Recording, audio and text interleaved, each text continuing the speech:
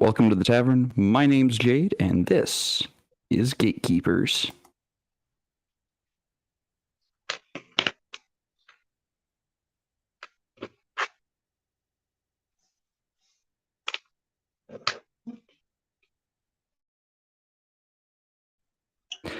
So tonight we're going to be discussing,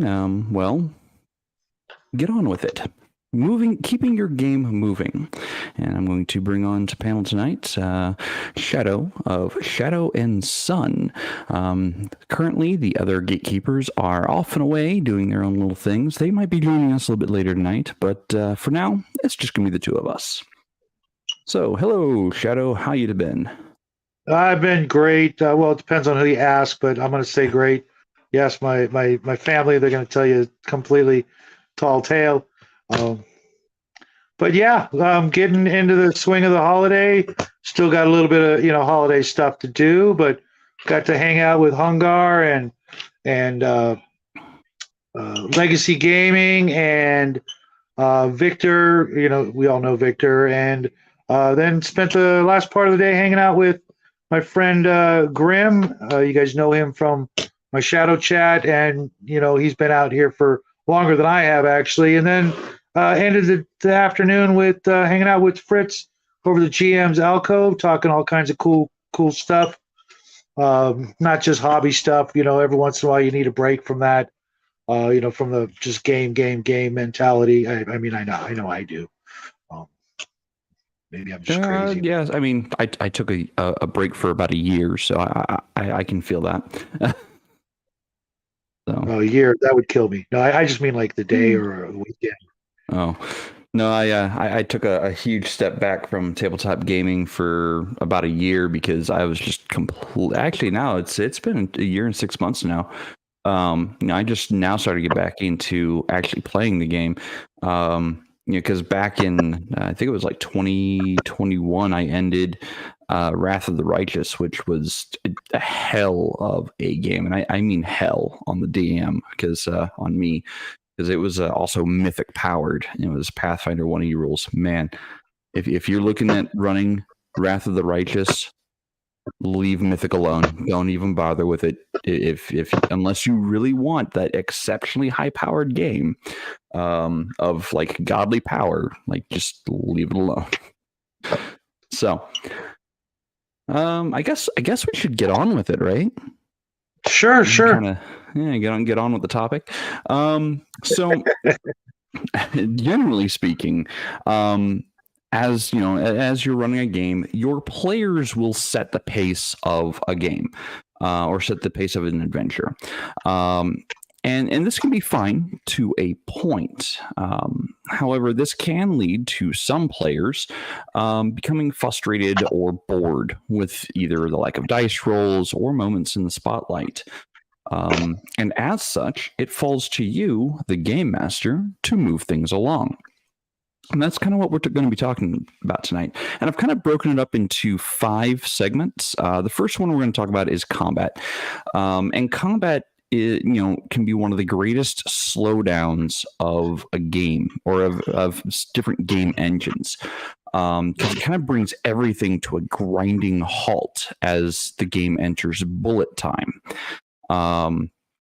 And this is also compounded by the fact that some players take forever turns because they don't know what their abilities are. They don't know what their spells are. They just, don't have everything with them, or they haven't looked it up. So yeah. Or they freeze up. Huh? Or they freeze up. Or they freeze up in combat, which, in real life, that happens to people as well. They lock up in combat, like, oh shit, what do I do? So I have seen it. Yeah, it's not pretty. And what happens when that happens? Like, actually, let's just kind of get right into it then. As far as the whole like locking up in combat, like, how do you handle that at your table, Shadow? I usually just skip. Okay, we'll come back to you. I don't try to, berate them or belittle them. Give them, time to watch everybody else. Okay, fine, you're going to go last, or we'll just move it along. Just be nice about it. and then either after the game or at a break, maybe give the players some hints. I've seen other DMs, literally tell the players what to do or what they do, which I'm not a big fan of someone taking over my character. It's like, telling me how I feel or whatever. But I mean, if you do it right, it's okay. You're starting to feel as opposed to you feel or you do. No, I don't. I didn't say I do that. Why are you taking over my character? Because at some point you're just going to run my character, and why am I even here? I could be doing other things.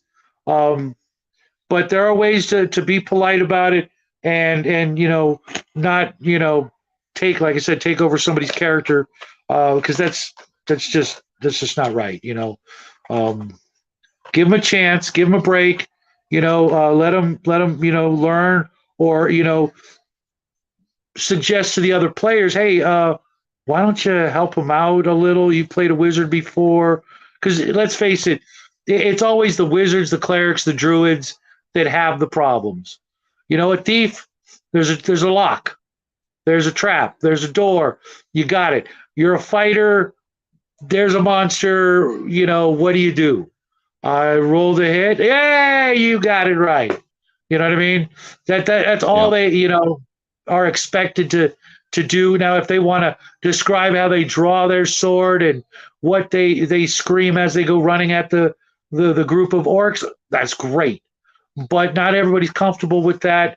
But when it comes to the magic users, the priests and the druid types, it's all about knowing your spells. And it's amazing how few people want to do the homework.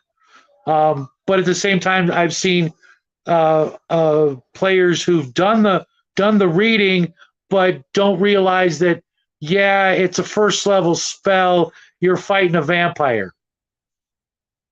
You might want to break out a little bit bigger gun. I realize you're going to start with the first level spells and read those, then read the second level.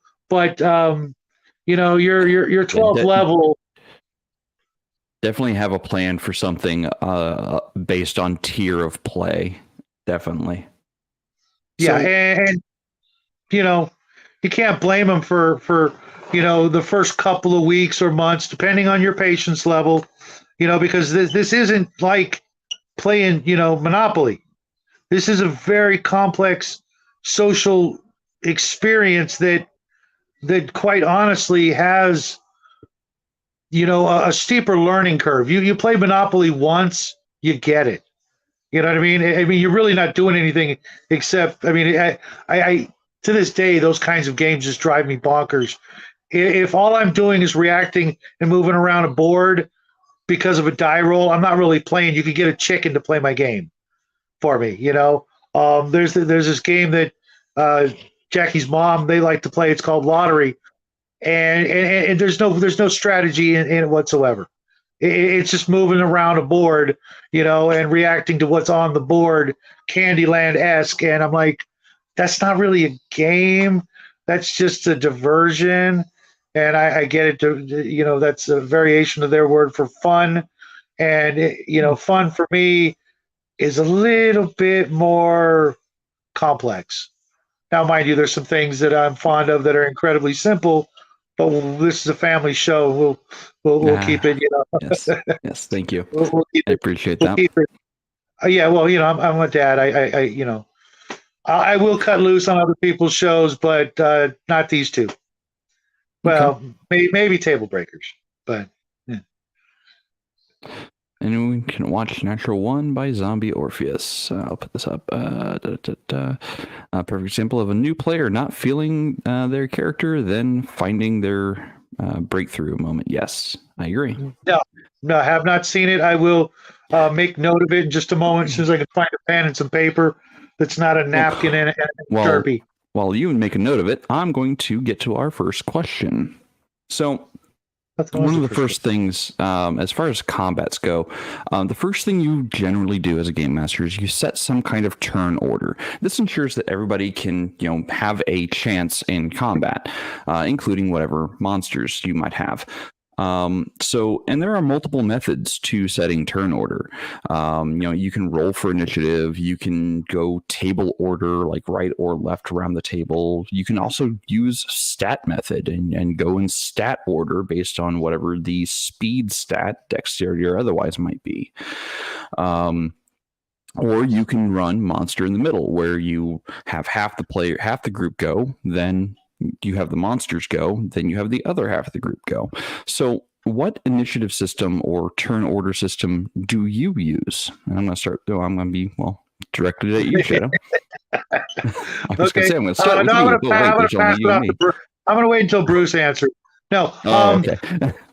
No, I honestly, I learned this recently, actually, thanks to Connell in Pathfinder, because no matter what anybody rolls, he's always first. So what's the point of rolling? And mind you, I really, I started out rolling initiative with a D6. Now they're up to a D20. Okay. We're going to start rolling percentile next game system, I'm just going to go with whoever's got the highest dexterity, they're going to get the highest plus. Therefore, depending on that plus, they're more than likely going to always go first. So I'm just going to, what's your dex? Okay, we're going to put it in that order. A lot of games do that. And I'll slip the monster in somewhere in the middle, maybe the beginning, maybe the end, depending on surprise or something like that. And, okay. Just go with that, because otherwise it doesn't make a whole lot of sense to me, wasting so much time on the initiative. And I'll keep it for the whole freaking game session. And if somebody's numbers changes, I'd rather spend more time rolling for combat than rolling and organizing initiative. It's okay. It's like a lot of things we do in life. If you add up the time you spent doing that and then subtracted it from the other activities you'd like, I mean, do you really want to spend, that much time rolling for initiative, or would you rather have that extra time fighting or exploring or whatever? You only get so many hours or minutes or whatever at the game table each time you play. And, is it going to break someone's heart if, they're already rolling last anyways, like me? Okay, just put me last. I don't mind. My dexterity is 14. Everybody else is, much higher, if not 20s. Put me at the end. That's fine. And don't ask me, just put me last. I don't even need to roll a freaking die. I know I'm last. I'm okay with that. Just put me in the front of the party because I'm the paladin. I don't know. That's just, don't put me in the back of the party ever. There's no reason why I'm in the back of the party. And if people are rushing ahead to get ahead of me, then eventually I'm just going to let them and I'll just watch. You don't want the tank in front. Good luck with that. You want to put the have fun. Right. And that's, eventually Bruce is going to get the hint, but I know he's probably listening. It's like, dude, put me in the front of the party always, period. If people try to get in front of me, I'm going to go, really? Okay. Because, I'm the big tank. That's my job, is to absorb the hit points so you guys can do other crap. You keep putting me in the back, and eventually, it's not going to end well for somebody. And right. If it's me, that's okay, because I'm trying to get killed anyways. I'm a paladin. That's my job. If I die, I go to heaven. Right? Yeah. So, I'm exaggerating, but yeah. Well, yeah. Just Shauner, he doesn't even do initiative. And I mean, someone's got to go first. Okay. And obviously the fastest guy doesn't always have to go first, but in a lot of cases, yeah, maybe he should. And with D&D, it's not even the D&D that I play. It's roll initiative for the party, and then missile weapons go first, then spells, then melee, because those are the faster things. Using kind of the old weapon speed factor. Well, bows are going to go first. Let the bows go first. As opposed to, why am I rolling initiative for each and every character? Just roll me 1d6. I'll roll a d6. Your highest dex added to the initiative. Chances are the party's always going to go first. Okay, cool. You guys do your stuff. Now, if the monsters are alive, they attack you. And in a lot of games, that's the way it is. The players go first, or the monsters go first. but just, I get it. In a war game, it's crucial. And that's where that whole idea comes from, is things Mhm. like chainmail and games prior to that. Whoa, no, I want to go first. No, I want to go first. Hell, even in chess, some players don't want to go first. But in a Right. real war They game, want a chance to react.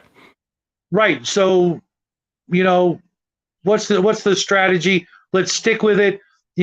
Each game, you guys want to stick with that strategy? Okay.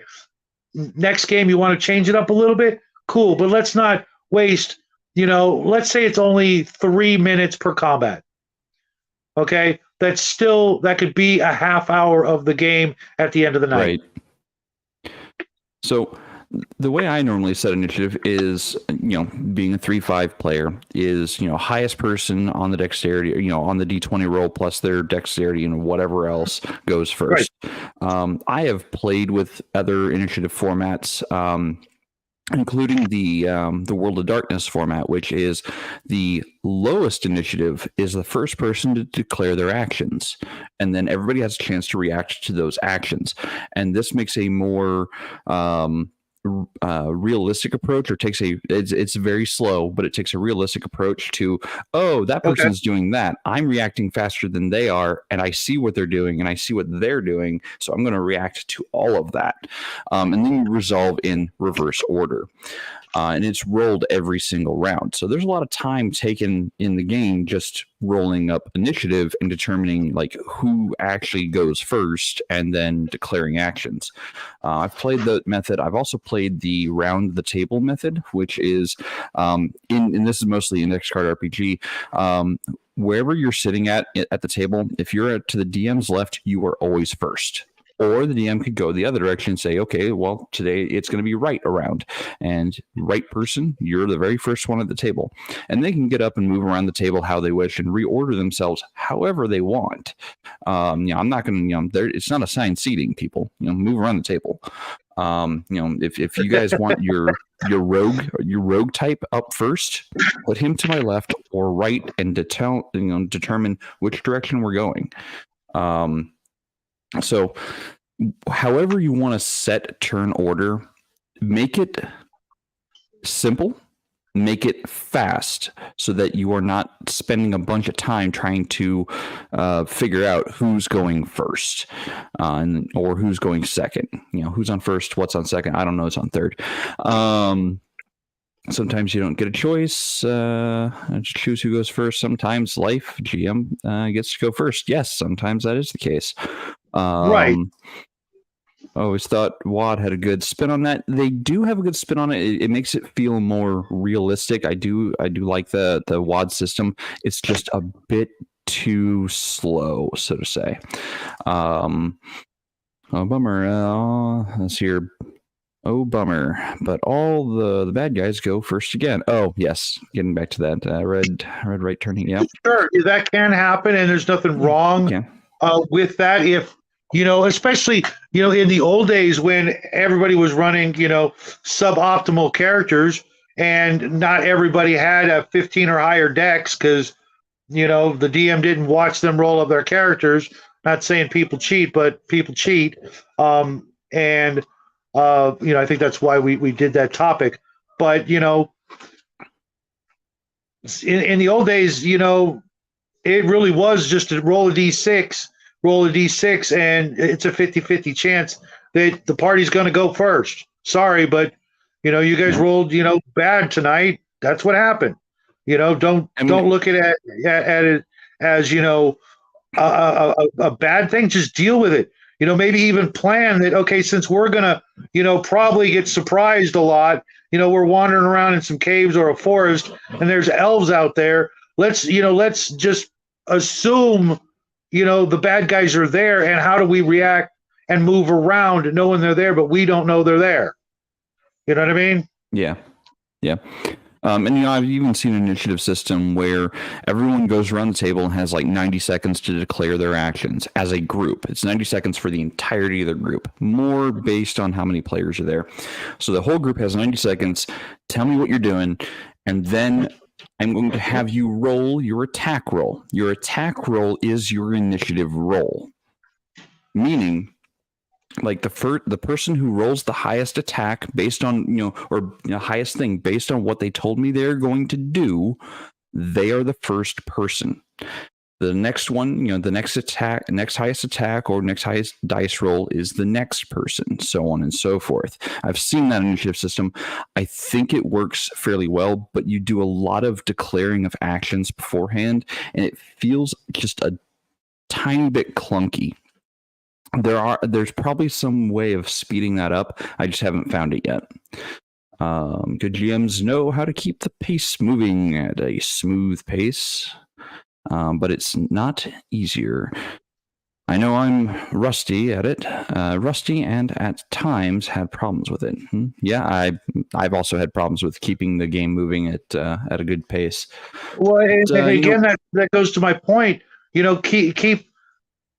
the aspects or the rules or the mechanics that slow you down, and kill your personal flow, whatever your speed you're running at, get rid of the stuff that slows you down. If you're trying to win a race, or whatever, you're not going to, carry a bunch of baggage with you. Get rid of the baggage. If you're drowning, you shed that armor, it's holding you down. Well, if initiative is holding your game down and it becomes more of a game and less role play, and that's what you want is more role play, because that's what I'm looking for is more roll and less roll. You guys know the sure. Then get rid of the things that are bogging it down. I've even come up with a system to use with certain games where you don't even tell me how many points of damage you do. You tell me what kind of damage you do because you already know because you rolled it. For example, if you do 1 to 2 points of damage, it's a scratch, it's a nick. You do maximum damage. What do you know? That's, to me, what a critical should be. Not because I rolled a 20, but because I rolled max damage. What better way to how often are you going to roll max damage? Not as often as you might want to. Right. And when you do, what is that? That's literally the dice telling you. You roll the most you can roll. Therefore, doesn't that warrant something special? You know what I mean? I literally can't hit him any harder than what I just did. I'm rolling a D8, so 1 in 8 times, I got to hit first. Okay, well, I rolled an 8. Woohoo, me. Oh, well, okay, you rolled 8 points. Good for you. No. I rolled 8 points. I think that's a good thought or point for another topic is about like the whole critical hit mechanic and structure and what it can or what it should and shouldn't be and such. I think that might be a good gatekeeper or maybe even a table breaker topic at a later time. Good luck with that because everybody's going to go, no, I rolled a 20. Okay, so you'd rather have a less of a chance? Because if you think about it, my way gives you a better chance of critting. Oh yeah, it does. It does. You want to go with 20? Cool. And then you want to back it up with another 20? Cool. Me as the dungeon master, I get to roll 40 dice per combat. You guys get to roll like 8. Let's see how that works out for you. Just saying. Once we've set, getting back towards topic, once we've set and getting on with it. So once we've set the turn I'm order, old, I ramble. Order. It's fine. So once we've set the turn order, how do we keep things moving in combat? And in that, I mean, like, what limits should we as game masters impose on our players to keep things moving? Like, for example, I might say you've got 90 seconds for your turn to decide what you're doing. Just 90 seconds, minute and a half. That's actually a lot of time to consider what you're doing. Or do you tell players, or do you tell your players to have what they want to do mapped out before it becomes their turn? If you have a static initiative and that initiative doesn't change from turn to turn, like every player who is a spellcaster or has very complex turns, they should be looking up what their abilities can do when it is not their turn, not on their turn. And Bruce says it right here. Use an egg timer. A lot of people might say, well, that breaks my immersion. Well, you know what? Boo hoo, get over it. Take your turn when your turn is up. When it's appropriate to take your turn. Doesn't not knowing what you're going to do kill the immersion even faster? Yes, if you got yes, six people around the table waiting for Joe Schmo to figure out what spell he's going to blast off, everybody at the table knows he's going to freaking blast a magic missile. But he's like thinking, what the hell am I going to do? What'd you do last time we ran into orcs? Yeah. You let out a barrage of magic missiles, maybe 2 per orc, and you've done this before. Now, if they're new to the game, they've never done it before. Okay, fine, but 90 seconds is more than you're going to get in real combat. You're going to get 2.5 seconds, and then you're going to be dead. And trust me, the first thing you're going to do is freaking duck. Okay, learn your character. Yeah, you could get the little sand timers. An That's egg timer is definitely kind of a noisy little gadget that. But you shouldn't even need that. I've been in 4 games the last week. Well, last week I was in 4 games. This week I'll be in 3, and I already know what I'm gonna do. Yeah. After I don't know, about a year or 20 of playing these role-playing games where combat is sometimes the most exciting part of the game, which it really shouldn't be. The chases and the escapes and the climbing and the falling and the ducking and weaving should be far more exciting, because you don't get to fight back against the avalanche or the charging rhinos or the stampede. Combat is in my opinion, a little over accentuated in these games. If you think about some of the great, stories, how many battles and fights were there actually in the Lord of the Rings trilogy? Not really that many. Maybe 10? Maybe. That's off topic, but yeah. Right, but you get my point. In a really good story, there might be 2. You get, even in Rocky, there's like 3, and it's a boxing movie. Okay, you know what I mean? Right. It's all the stuff that leads up to it is what you should be developing. Is lead up to the fight, make pump that fight up, and it's over in 60 seconds. Ding ding. Okay. Now, mind you, Rockies were a little bit more, focus on the fights, but at the same time, it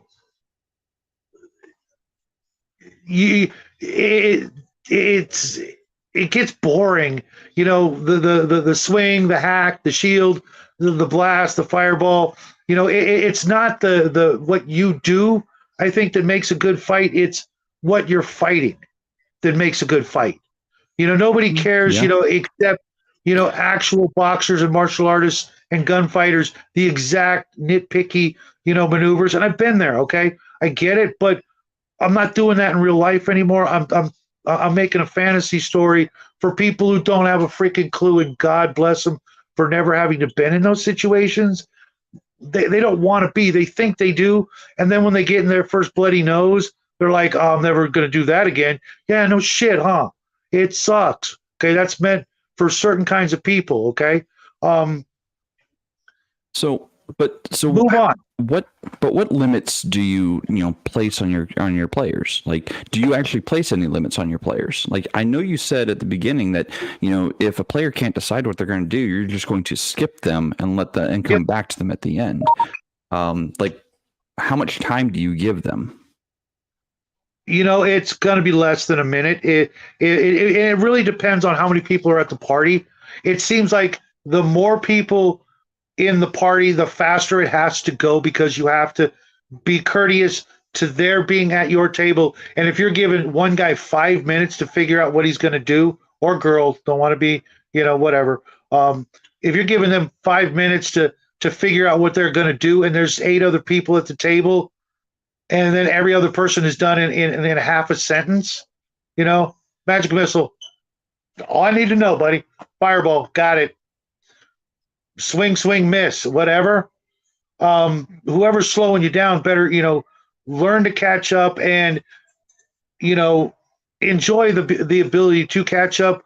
But at the same time, we were all there. Okay, when we first started playing, nobody was bitching that it was taking too long for us to get our turnover because hell, even the DM was using that time to look shit up and figure shit out.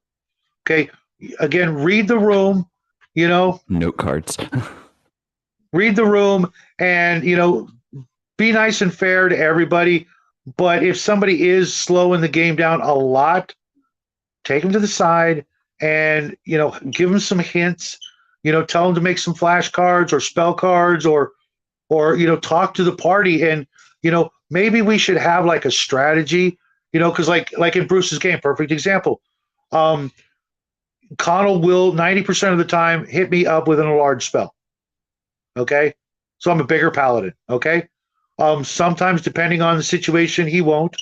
But okay, that's like almost a given now. That's part of our routine. Okay, he's going to do this. So and so is going to do that. If you've got a haste spell, you sure as shit better use it because chances are we're only going to do one combat a day. So let's just blast off all our spells in this day in this combat because we know there's nothing for miles around.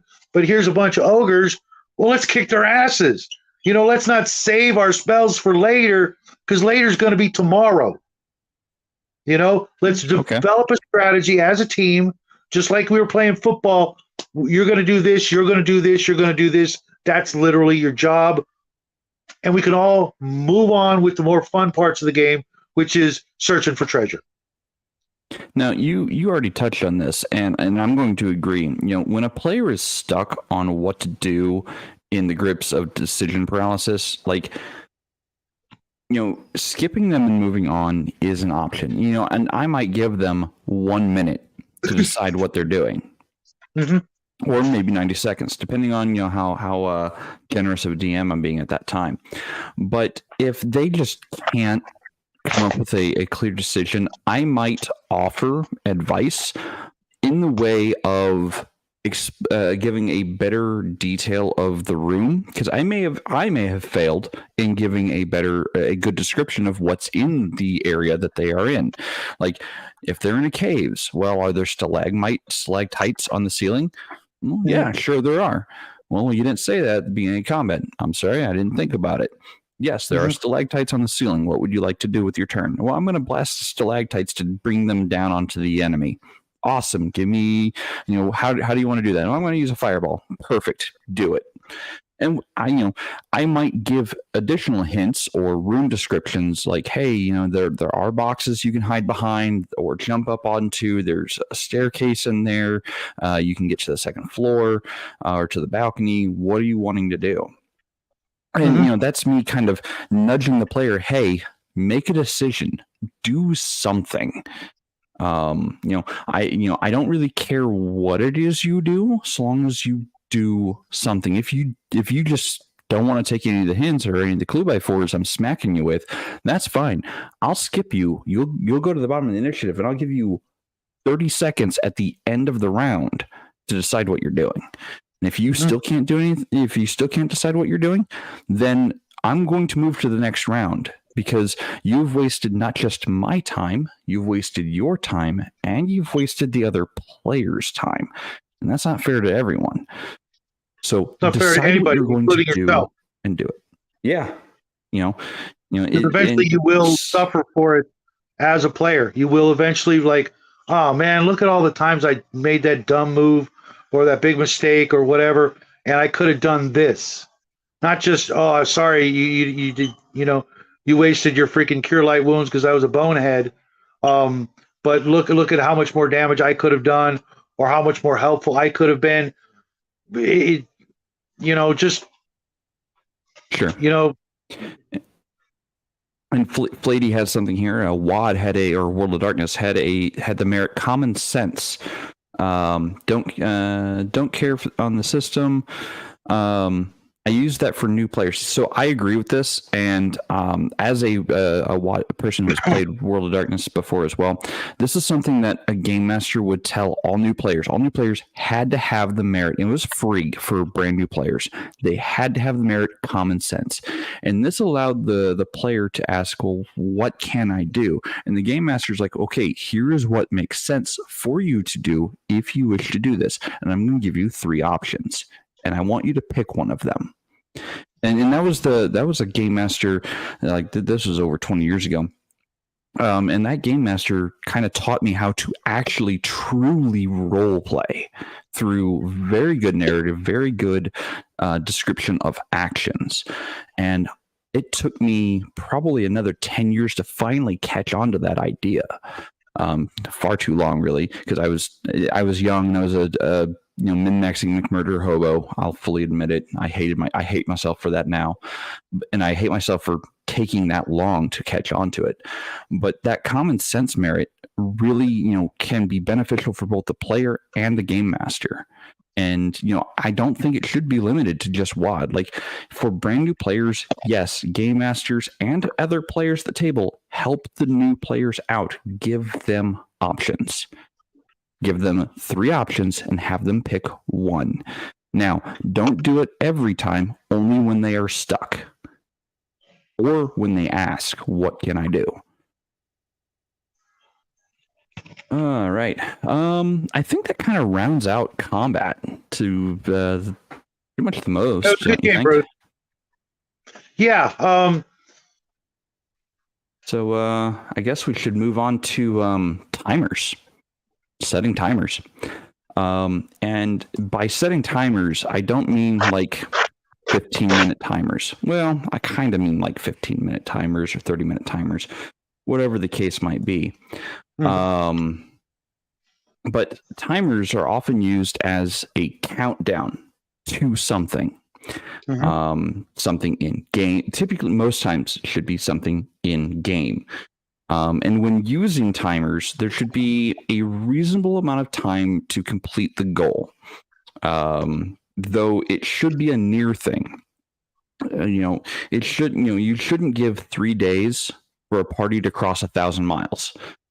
Because that's impossible. Like, even doing a double march, that's impossible. However, without magic, without magic, or high-tech vehicles. Right. Hey, Legion of Myth has just entered the chat. Welcome. What's up, Max? But giving them a year to cross 1,000 miles might be a bit too much. Give them 2 months to get across 1,000 miles. Without magical means or transportation. You can do the math and reverse it. Figure out. Right. Someone said it should take you this. Figure. Someone says days. That it's going to take this long, and give or take X number of days or weeks added to that because of whatever, and then go with that. Yeah. So, do you use timers? Like game timers for your players, or rather I should say, do you use timers to keep your players on goal or target? Absolutely. If time is of the essence, if they're on an adventure, but it's, for example, like the Keep on the Borderlands Caves of Chaos. There's no time limit. You're going in there, you're murder hoboing your way through these caves, and it takes as long as it takes. There's no pressure on you by the townsfolk nearby.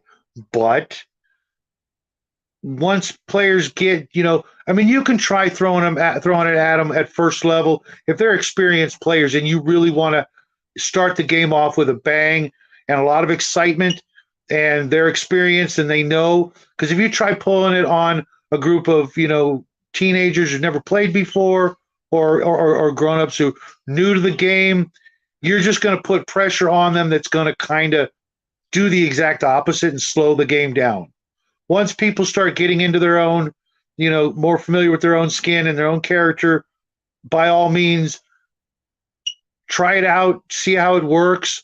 If ever, don't let them know you're really doing it per se. If you put that timer down on the table the first time, you're going to get some analysis paralysis, some anxiety attacks. Someone's going to need you to get an ambulance because they're having a panic attack. God only knows. Ease them into something that's similar without them knowing that you're literally counting the seconds, and then slowly ease into it.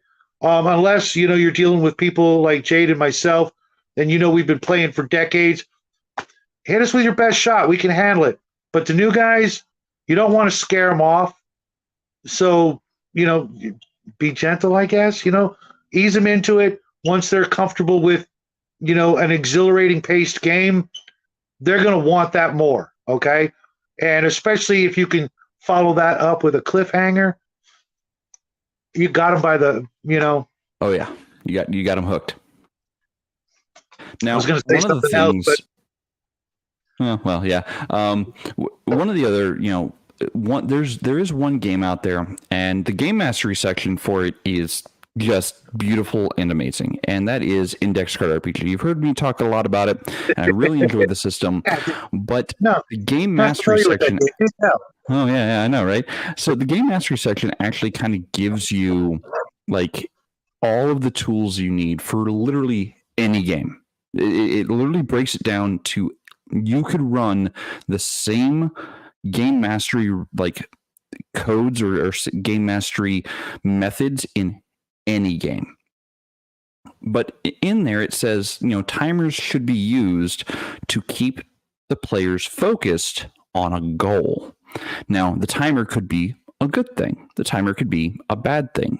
The timer could also be a world-ending thing, like their world will end in 20 turns, and they have to figure out how to either elongate that timer and add time to it or resolve what might happen.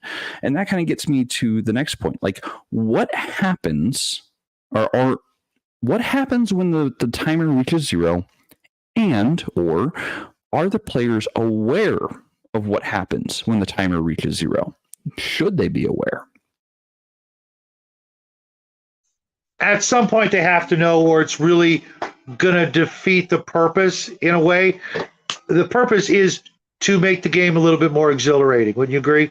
To bring that fear and that anxiety and that anticipation and the trepidation of, oh my God, this shit's going to hit the fan in 19 minutes. We got 14 to get out of here, type of thing. Whatever, that's why you're doing it. Unless you're in a hurry and you're playing D&D on your lunch break or something, which we did, you're trying to instill a literal physical bodily reaction. Their heart is going to start pumping, and they're going to start thinking differently, and maybe their hands get a little sweaty, or they're doing this, and they're just sitting at the freaking table, but yet you've elicited a physical response that is going to simulate a better immersion in the game. They're going to literally feel the pressure, and that's what you're trying to do. And if you can do that, you've made yourself, a level higher as a game master, and you've brought your players into that next level of playing, which is, more immersive. I've been in hundreds of games where there was none of that. Everybody knew it was a game and nobody was in character, and they're just, moving pieces on a board, and, they might as well have been playing Hero Quest. You know what I mean? It just becomes a board game that continues on, and, I can do that. I've got Hero Quest right here. I've got tons of board games that I can play that, when I want, a quick fix of a certain aspect of what makes role-playing games great, because it incorporates all the great games of the past and puts them into one thing, and you get to play a new kind of game every time you play. It's really about what you as the dungeon master, I guess, with feedback, obviously, especially from session 0, of what your players are hoping to gain from this game. Sure. I'd like to welcome one Max to the stream. Welcome, Max. How's it going, Max?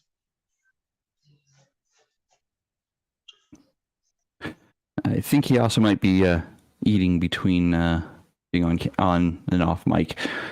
So That's okay. that's fine. You know, Yeah, that's plenty fine. Hey, everyone's got to eat and drink. So yeah. Clearly, he's never done a stream with Omen, who's got fork and knife, you know, in hand.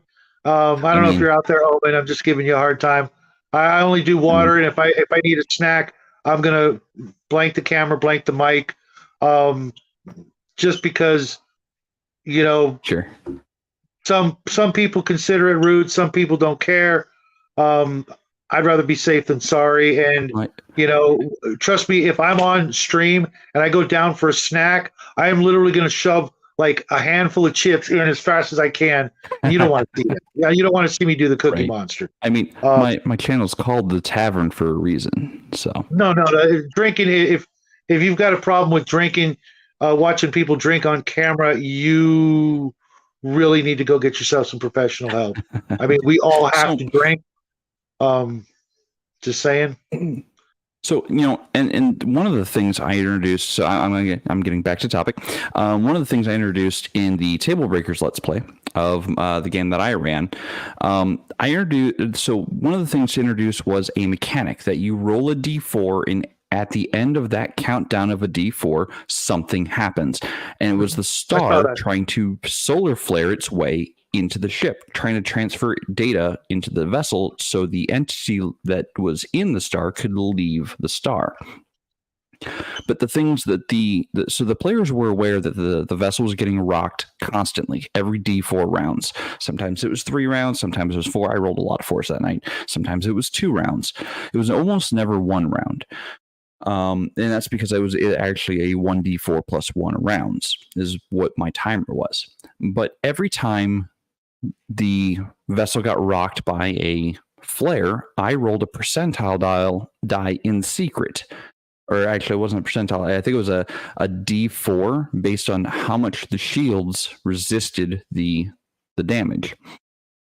And that was the amount of percentage points that the upload was completed by. So the rad shielding put a kind of a buffer there to reduce the amount of percentages being added to the ship's basically memory of this entity living in the star. And if the PCs hadn't activated the shields, the vessel would have been taken over a lot faster and they would have been, well, blown to space. The vessel, the entity would have just spaced them and been done with it. Or they would have went to the other vessel, their vessel, because it was trying to upload at both places at once. So, you mess with baby girl, you're gonna, you don't mess with baby girl. So, yeah, that's fine, Max. Take your time, enjoy your food. Well, when I talked before, I was muted, so you didn't hear anything that I had to say. I was like, why did you talk over me? Oh, because I'm muted. And then I just let you guys go because, you know, it's a show. Oh, okay. No worries.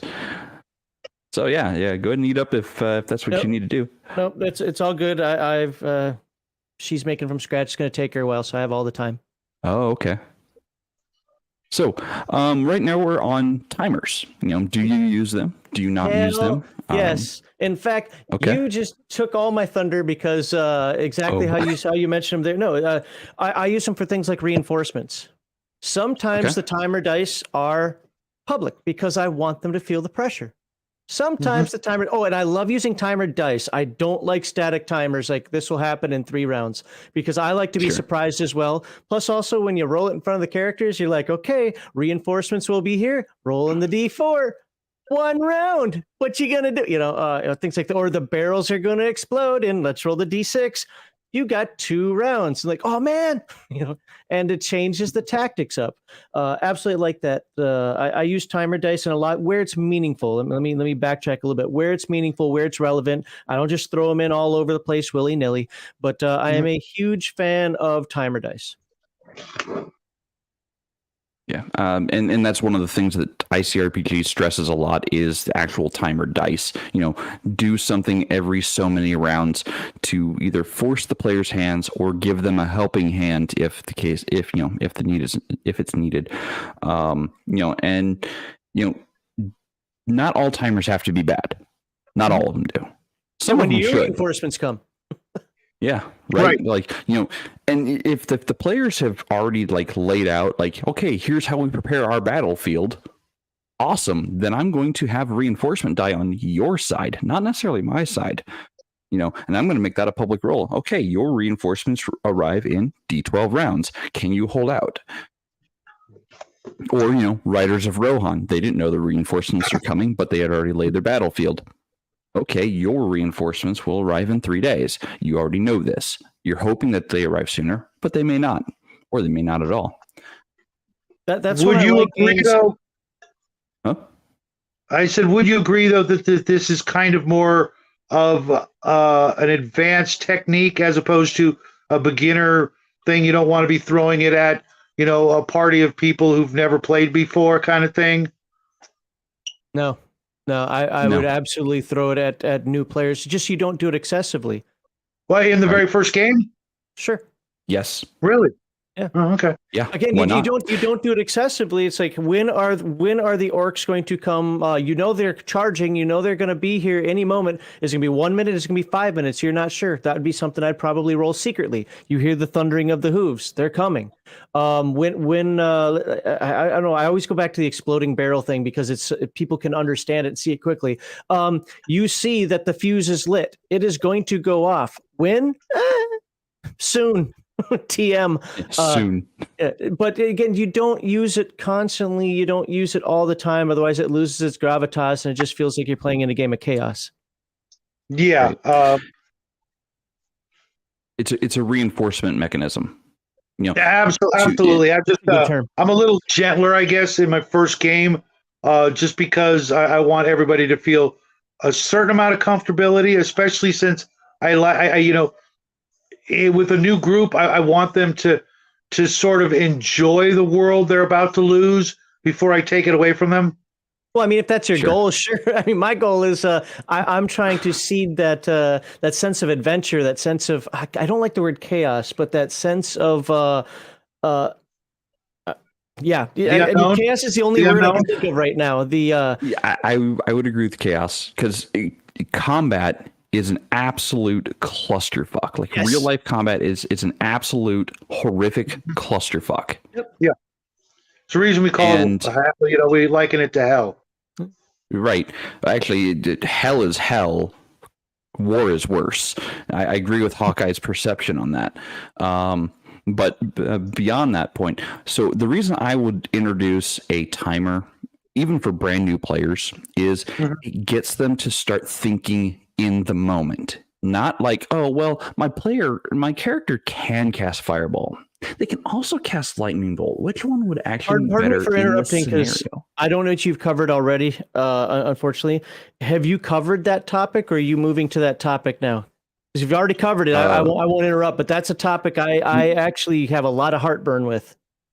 We have covered the combat segment, okay. But the idea of adding the timer for combat, especially, is to get your players into the moment and get them moving. Like, you have a D3 rounds, and I rolled a 2 to do something, or something bad might happen.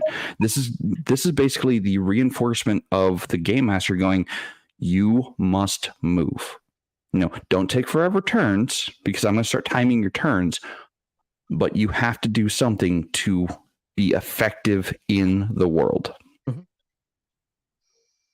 Yeah, I absolutely, it's 10 seconds per character at the table. So essentially, if I've got, 7 players, they've got 70 seconds to get through the entire round.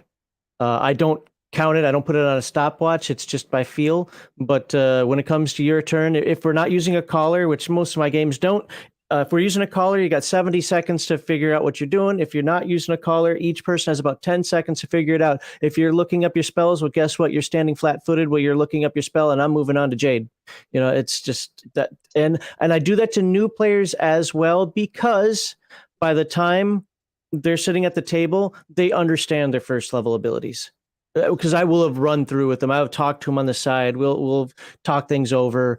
And in worst case scenario, I'll give a new player a little bit of leeway. But other than that, it's like, no, if you're sitting there hemming and hawing, that combat, the word I use is a scrum. Combat is a scrum. It's chaotic mess. And I sometimes don't even roll initiative. Sometimes things just happen simultaneously. Don't do that a lot. And I definitely don't do that with new players. But just if it's like a big combat, all right, everybody roll dice. This is what's about to happen. Now, I will use physical timers. Like, this is a 15-minute timer. And I'll use this for non-combat more so than I will use it for combat. And the reason for this is I'm going to set a 15-minute timer for you guys to explore the scene and discover what needs to be discovered. Ask questions, and query me for anything you might want to try to seek or search out or discover. And at the end of this, I move on. Now, do any of you use physical timers at your table? Only when I'm really pissed off. Oh, yeah, not really. I've always got a clock, whether it be my cell phone or something like that near. Uh-oh. He muted himself again to get some echo. I'll use a physical timer if I'm angry, in order to let the players know y'all effing around too much. So this is what's up. But I usually don't need to do that. This isn't about good players, bad players, or good GM, bad GM. It's just things are happening for me on timelines. And I know I say that too much. People have asked me to show timelines. It's really difficult for me to do because depends on the campaign. It depends on what's going on. I'll have like 30 timelines going at one time. And no, I'm not literally paying attention to all 30. But when certain dates are hit, when certain hours are hit, when certain minutes are hit, that timeline ends. And either you have moved that timeline to infinity, which means you win, or that timeline has turned to 0, which means you lose that one aspect, not the entire game. And you cannot stop them all. Some timelines you just will lose. Some timelines you will win. This gives them time to do side quests. This gives them time to explore. This gives them time to be leisure if they want to, but that timeline's still moving on. So yep, absolutely. I do more in-world stuff, I guess, is the simple answer, and less put the timer in front of them. Okay. So this was something that was done at Gen Con for my wife and I when we sat down to play a tabletop role-playing game at in a 4-hour session. So they had limited time. They couldn't allow us to just run and run off into the never with our characters. So they had to set some kind of thing, and one of the things they had was like these little digital timers that they could set time for, and okay, so for this scene I'm giving 15 minutes, or for this scene I'm going to give you 30 minutes to discuss amongst yourselves just to move somebody forward. Then is it just what happens when that timer goes to 0? They move to the next scene. Our characters regardless of. Yeah, see, I don't like game masters that do that. I understand why. I get the point, but don't dictate to me what my character's doing. That I would have some heartburn with that. Okay. Well, we just talked about that. I'm right there with you, Max. I'll tell you how I feel. And pardon me for interrupting you real quickly, but just the flip side to that is use something in game to force them to move. That would be my response. So sorry, Shadow&Son, go ahead. No, we just actually talked about that. I'm right there with you. I don't like people telling me what I do or feel. I get it to an extent, but tell me how I'm starting to feel. Those thoughts are coming, like fear or trepidation, but don't, unless, someone casts a fear spell on me, I'll let you know when I'm afraid. That's going to be when I'm at about 25% of my hit points. That's really a built-in gauge of, my anxiety level. Sorry, the dog's being a dumbass. But yeah, we're here to role play our characters, not be role played. Yeah. To be fair, I'm not perfect in any of this. There will be times when I do some things that even go against what I say. and that's not intentional, but we all have. I could envision myself going, all right, you know what, we're moving on to the next area. But I would really have to be angry, and that's what I'm saying. Like if I'm GMing angry, I may as well just stop that day. Sometimes I feel compelled to, just because you know what, we all dedicated this time to do it, so let's trudge through it. And sometimes it just starts poorly and then goes well. But what I'm doing is I'm trying to visualize the times I would use something like a physical timer or just stop a scene. And really, I can't. Like in fact, I usually get accused of, dude, we were sitting here for 2 hours just talking about how we were going to do something. Like, that's on you guys. like I'm not here to kick you in the ding ding. Some of you wanted to role play, some of you didn't. I'm going to let it happen. That's not on me. Yeah, and the reason I brought up the Gen Con reference was because that was a method, because we only had 4 hours to play. And if I was left alone, or my wife and I were left alone at the same table, it would have been a two-person show the entire time. And that's not fun for everyone. So I liked the fact that they included a physical, like, digital timer that everyone at the table could see, except the game master, because they set it out in front of their screen. We could all see that, okay, this scene has X amount of time. What do we as a group need to do to accomplish the scene and move on? I just wish that timer would have been related to something in the game itself. Like at the 15-minute mark, the portcullis slams down and you will not get out, and the gas enters the room.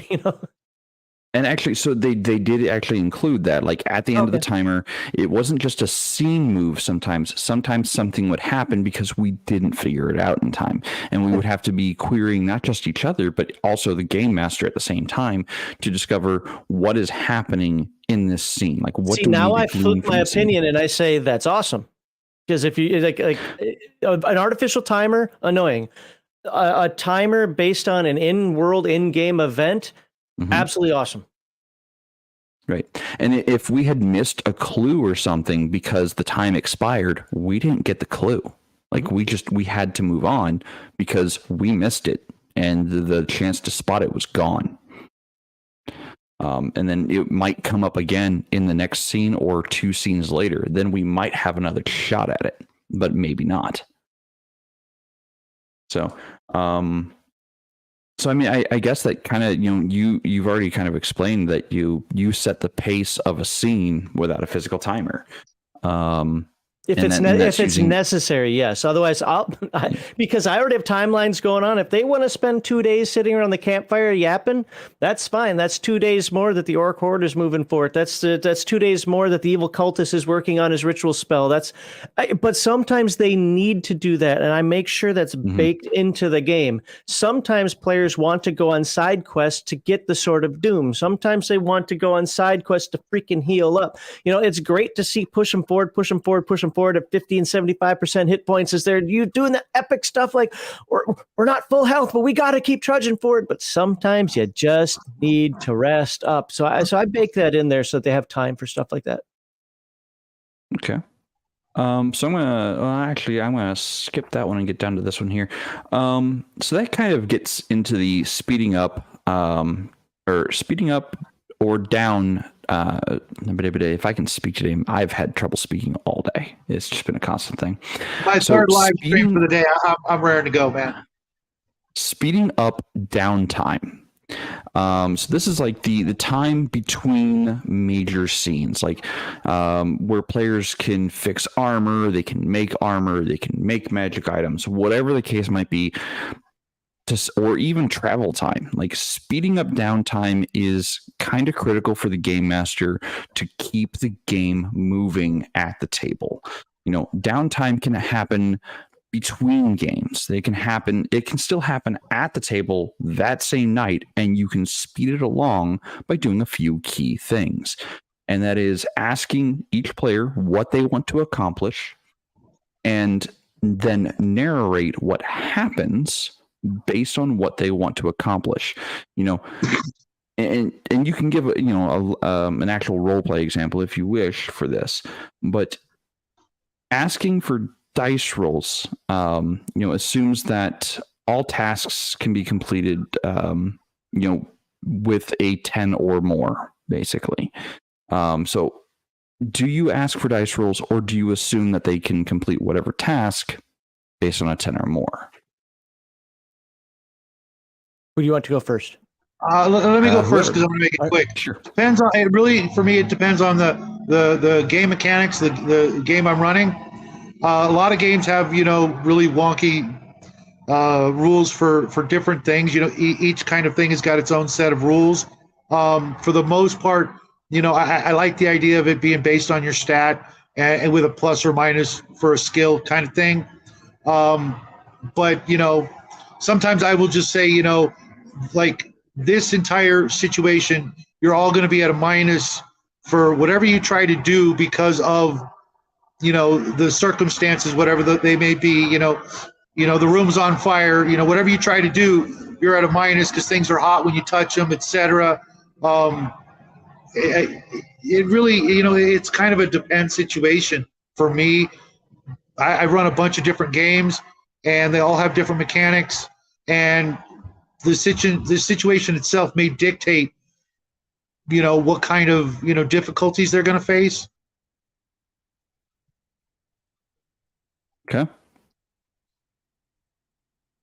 Okay. Yeah. Max?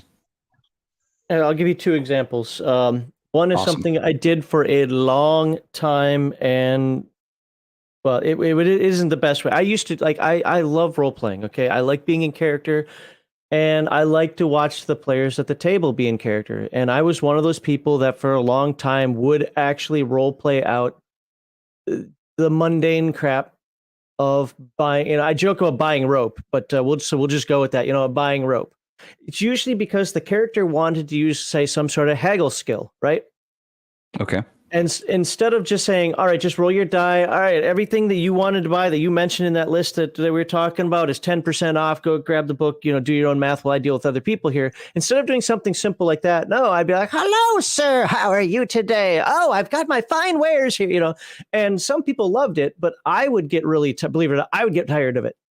It's like, you're just buying rope. Why am I putting this kind of effort into an NPC they're never going to see again? Let me save the stuff for my actual real NPCs that are meaningful. So what I do now is, like I said, I just say, hey, roll the die.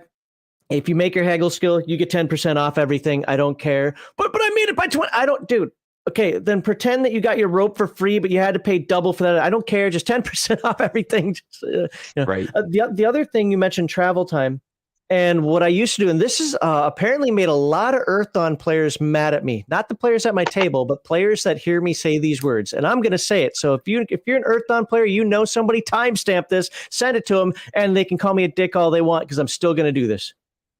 Every day in Earthdawn, you can do what's called a karma ritual.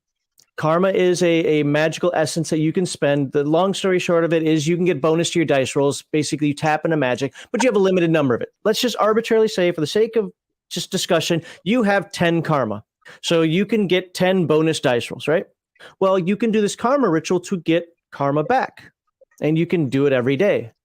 When I fast travel, no, you can't do it every day. I will not assume you did it every day. If you don't want to deal with all the wandering and random encounters, if you don't want to deal with the quote unquote boredom of the travel, which I get, I fully get that, then how long does this travel? Oh, 10 days? Great. Roll a D10. That's how many you got back. Assume the other days it was raining too hard. It was you were stressed out. You walked an extra mile or two. Whatever it happens to be that said that what I'm not doing a karma ritual today.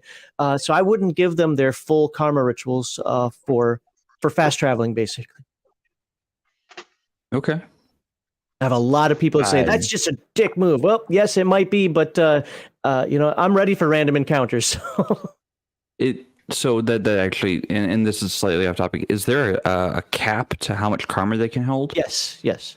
Each character does have a cap. And like I said, that's why I just use a simple number like 10. Usually it's around like 25 or whatever that you can have. And you can spend multiple karma during a fight. Some characters do more of it than another. But just assume you have this magical inherent ability that you can use to pump up your already magical powers even more magically powerful. And so I used it as one of those things, like if you want to fast travel, then we're going to treat this like, hey, you're not going to get all the benefit and none of the potential drawback. Okay. I mean, they still got some. I mean, yeah. I mean, if you think about the karma ritual requires you to spend I mean, I don't know the system that well, so forgive my ignorance on this, but I'd probably say, okay, roll me a D4 per day of travel, and that's how much you get back. So the way it works is a karma ritual. Sorry, I didn't want to get into the game description of it, but the karma ritual allows you to get back it's a half-hour ritual, and you get back whatever your rank in that is. So if you have a rank 5 karma ritual, you get 5 karma back. If you have, rank 7 karma ritual, you get 7 karma back. So, but it's a half-hour long ritual that has to be focused. One of the guys said it reminded him of Stargate's Kelnor Reem for a teal, because you have to focus on whatever it is. You have to focus on it. It's not something that you just like. All right, during the last half hour, did I get some karma? Like, no, you actually have to focus on it. Anyway, that's why I said, because it's something you have to plan. It's something you have to deal with. Sure, it's only a half hour a day, but again, if you're going to skip the potential random encounters, if you're going to skip some of the things that could happen along the way, then we're also going to potentially skip some karma rituals. Okay. So, as far as like fast travel goes, my example is this, when your players are boarding a vessel to go across a sea voyage, their sea voyage is scheduled to take 2 months, assuming good weather. I would say, okay, you get aboard the vessel. I'm not even necessarily going to roll for random encounters at sea. It's a known route of travel. Most things aren't going to go by the known routes of travel because they're likely guarded by gunships. You don't want to screw with a naval vessel at sea. You just don't, even if you are a pirate. So if they are taking this standard route of travel, I'm not going to roll. I might roll a random encounter at a 1% on a percentile roll. Like at 1%, you get a random encounter, but that's the only one for the entire, at sea adventure. So I would say, okay, you board the vessel. It's expected to take 2 months of travel. Over the next 2.5 months, you travel across the sea and you see, these various things and different highlights of the time, and you arrive safely at your port of destination. I have just cut out an entire 2 months of role play, some might think, but I've cut out 2 months of stuff that is not important to the overall progress of the game. Fun balance, I didn't have to. Yeah, and I didn't have to end session into like week 2 of travel. I ended session after they not only got to their destination, but progressed a little further into their destination of exploration. And I've actually used that as an example, an actual table example. Mm-hmm.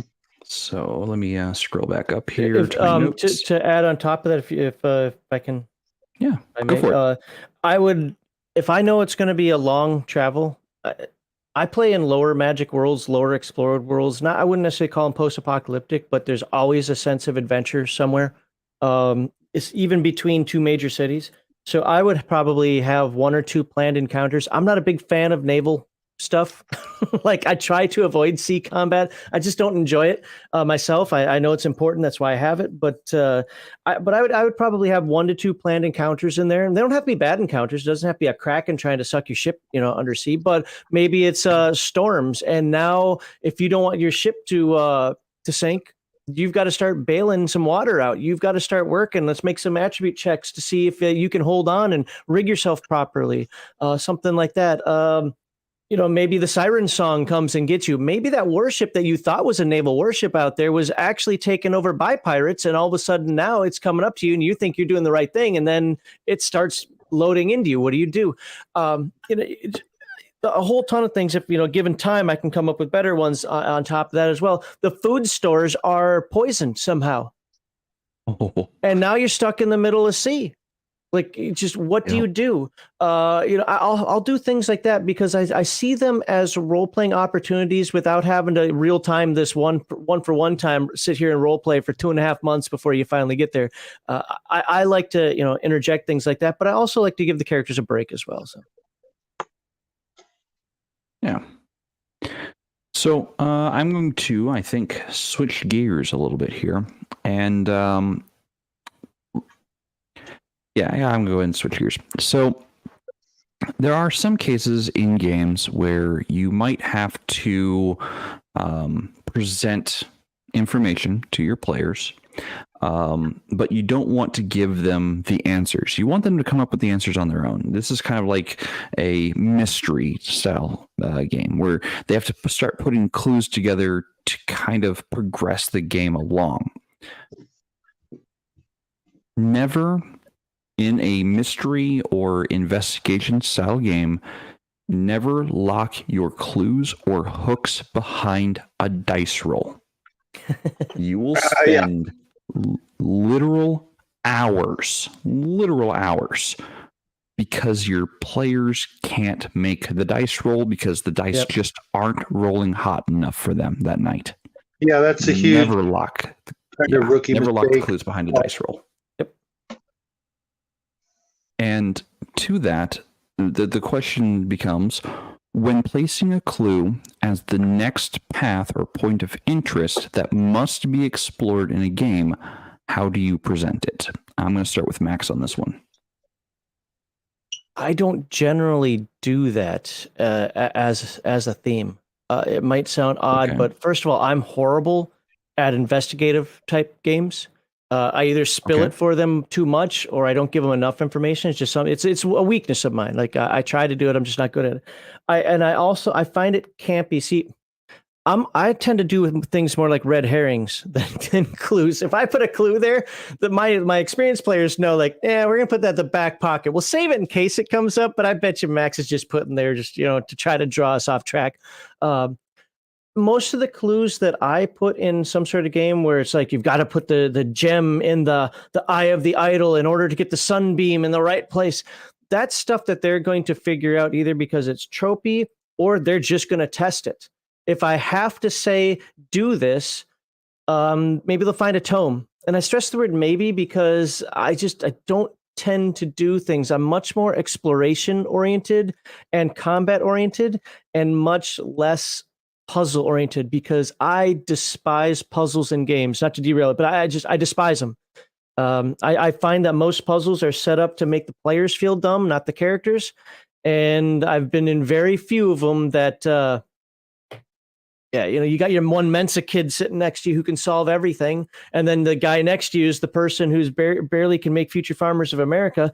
And, and he's sitting there, and you want everybody to have a good time. And that's just, to me, that's not how you do it. So clues are things that will happen for me on a grander scale. God, I don't know where I can visualize it. I can't express it because it's just something that they're going to understand through what happens in play. But long story short, if I have to put something in there, it will be in an area that they need to search. One of the ideas I use when I talk a lot is I say, hey, if they have to find the secret out, you said don't lock it behind a die roll. I agree. Number one, have 3 methods. 3 methods of passing everything: the combat method, the secret method, and whatever the spellcast or the social, whatever you have in the party method. Because if they don't check the underwear drawer, they're not going to find the secret. Like you said, if they don't make the die roll, they're not going to find the secret. The only other thing to do is they're going to try to break things in 2. Well, you don't want them always just breaking everything. So yeah, I'll leave it at that. That's kind of a tough one for me because I just don't deal with that. And I don't think I have a system in place for speeding the game along or manipulate it in that way if they're not finding the clues. What about you, Shadow? When placing clues as to the next path or point of interest, that must be explored in a game, how do you present it? Oh, God. I do a lot of these kinds of games, to be honest. But there's usually my regular group of players, they're pretty good, and maybe they know me well, and that's part of it. But sometimes I wish they couldn't see my facial expressions, because I'm afraid I'm going to give something away. So sometimes by trying not to give something away, I give it away. If you know what I mean. If you had that little brother who you could tell when he's lying because he's trying to look, like he's not lying, he's lying. So I tend to be either really blatant about the things and just spell it out, or I'll make them use some sort of esoteric skill or knowledge, ability to find out the answer, whether it's divination or computer hacking or something like that, and let them know they don't know how to do something and they need to find out a way to find out, like you said, to which gem to place in which eye of the idol, that kind of thing. I'll let them know they don't know it and they need to find out, and then give them a chance to use their skills or their abilities to find a way. And if it prolongs the game, so be it. In the greater scheme of things, I can always, I know Max likes using timers, but I look at it like, yes, in a perfect world, this thing would happen on this day, but I have to figure in that the bad guys make mistakes and sometimes their plans get delayed as well. And so I'm a little bit more fluid with those worldwide timelines, and things that they do can literally obviously add time to the timeline, especially toward the end when they're starting to make, big, successes. Those can drastically, delay the timeline, kind of like what's going on in the real world. But I digress. I like to give them, different avenues of, like Max said, finding the solution, the 3 different ways. Well, sometimes, they're not going to figure it out because of the people that are playing the characters, but the characters would be more invested in the situation and have a little bit more reason to really, pursue all these different ways of accomplishing whatever, investigation they're on. And having been in actual investigations myself, I know that sometimes, the simplest thing is the immediate answer. I can't tell you how many times I've made this elaborate thing, thinking it was elaborate, and they're like, oh, it's this, and they assumed it was that, and they were right, and I couldn't let them know that they're right. I just had to, roll with it. But they figured it out in the first session. I'm like, shit. Well, I'm not going to change it because they figured out. You know what I mean? But because that's kind of like cheating as a DM. Mm. So I'll roll with it. I'm not going to take offense to anything that that they do unless they're being jerks or trying to throw too much humor into a game or something like that. I'm there to more or less facilitate. I'm going to cheer their successes, but I'm not going to try to go out of my way to make them fail unless they deserve it and they've been being jerks all night. It's like, okay, fine. Add another 0 to the hit points of the big bad guy you're fighting tonight. You guys pissed me off. Suffer the consequences. I joke. I'm not really likely to do that, but if I say that enough, people will think, oh shit, he might really do it. So I accuse me of something, and I might just do it. Right. Especially if you accuse me of it enough, and it's within my, scope of nastiness, because there's levels I'm not going. But yeah, you got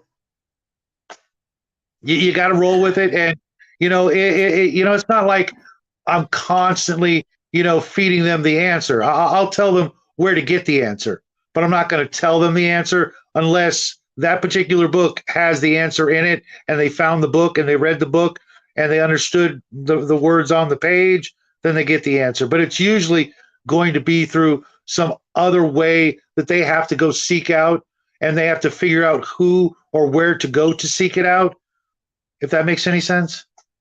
Mm-hmm. One thing I would like to add. Sorry, go on. Go for it.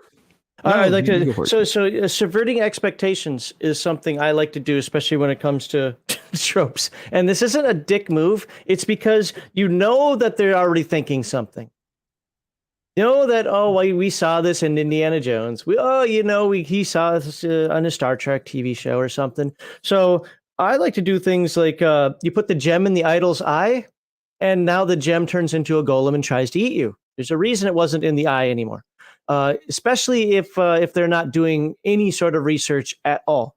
I'm not saying do that all the time. What I'm saying is don't let everything be just we know what this is. Oh, we know what this trope is. change them up a little bit, but allow the clues to be there. And a little off topic, but the example that I've used before that many of you may have heard from Legion Myth is trolls. We all know that trolls take extra damage or don't regenerate. Was it fire and acid or whatever it is? Fire.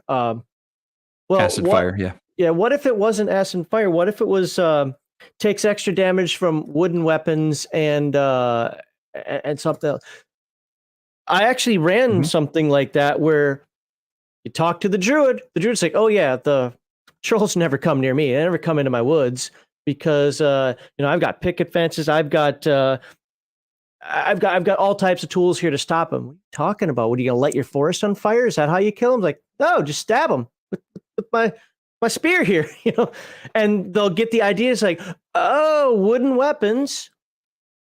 So so going back on the timer thing though, is you can if they're in a rush, well, maybe they made the bad decision just because they had to pick a path, right path or left path. If they take the time or have the time available to them to actually see it through, they'll find out you don't put the gem in the idol's eye, and there's a big warning written on the wall or something. I was actually going to mention, a clue to that might be like hieroglyphs on the wall, like to avoid putting the eye back in. And actually, so this is an example of something I used in a game this year, actually, that I didn't get. My recording software failed. I didn't actually get the recording to put onto YouTube. But I was playing something called the Eyes of Set. I was running Eyes of Set, which is a one-shot for Index Card RPG. And there was like nothing in the game master notes or the pre-written notes about how to handle some of the things that were supposed to come up. And then, I had all the answers, like, because I had the GM notes and all the bullet points. I already knew what all the answers were. My players weren't going to get the answers without fumbling or dying in the first room. So I made this little like limerick riddle type thing for them to figure out. And it goes something like, hidden in the deep, the betrayer sleeps. Should they wake many souls they will take. If the heroes be true, the sacrifice need be but few. The debt paid, the blessing laid. The hissing glare shall become a passing ire. Pass through, not onto the steps of dawn. Give way to the patrol of the promenade, else the guardians you must dissuade. In the tomb before you, a force to bar you. Should they be free, the shattered they must be. And what this alluded to was, within the tomb, or deep within the sands, something sleeps, or something is there, and that they, it is the betrayer, and that if they were to awaken, devastation would be wrought upon all the land. So they understood that aspect of it. And then as far as the sacrifice goes, they had to sacrifice 1d4 of hit points into these bowls in front of these snake mouths. And the snake mouths, if the trap is triggered, which is actually on a timer as soon as they enter the room, the doors will slam shut, and the snake mouths will start hissing out a poison gas. However, if they sacrifice a little bit of blood to the pools or to the little bowls in front of the snakes, they can pass through without having any, the hissing stops, the poison goes away. As far as the steps of dawn, it said, do not tread on, or do not pass not onto the steps of dawn. So the steps of dawn was a lapis inlay into the floor that was underwater. It was like a amber inlay into the floor. And then there was also a lapis inlay that they could barely see unless they had the torchlight directly above it. And there was this parade of mummies that if they were to attack any one of the mummies, all 10,000 mummies would come for them right then and there. And the secret here was that they had to step with the mummies in time with the mummies only along the lapis path, not on the amber path. and then eventually they got to the tomb, and there was basically slimes, like some kind of like gelatinous slime moving around the tomb or the final altar, trying to bar things from entering or getting too close to it. And it would, anytime they would connect or fail their dex roll, they would get thrown to the outside of the room again. And they had to get past that to get to the tomb to keep the thing asleep. So I wrote up this riddle, and it's only like what's that? 2, 4, 6, 8, 10 lines, 12 lines of text that they had to use while figuring out what was going on, and they found it in a tome written by somebody on the surface. And when they got to the next room, they're like, "Oh, maybe this is the part where this says this. What do we do here?" And then they spend a lot of time in the mummy room trying to figure out, okay, what is the promenade?